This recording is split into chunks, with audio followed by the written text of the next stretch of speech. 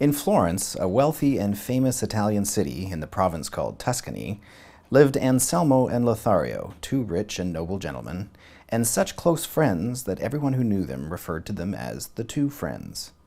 They were bachelors, lads of the same age and same habits, which was sufficient reason for the affection that united them.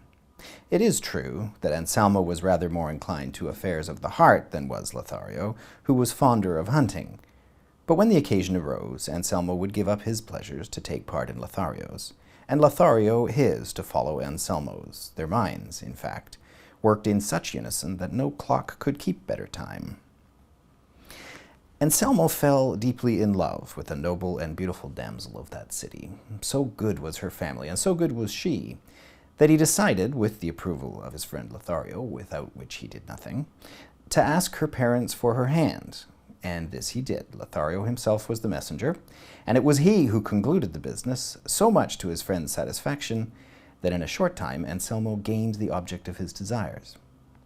Camilla, too, was pleased to have got Anselmo for a husband, that she never ceased to thank heaven and Lothario, the joint agents of her good fortune.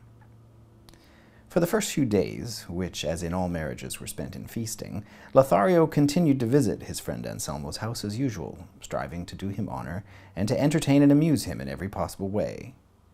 But once the wedding celebrations were over, and the stream of visitors and congratulations had subsided, he began deliberately to visit Anselmo's less often, since it seemed to him, as it should to all reasonable men, that men should not continue to haunt the houses of their married friends as they did when they were bachelors.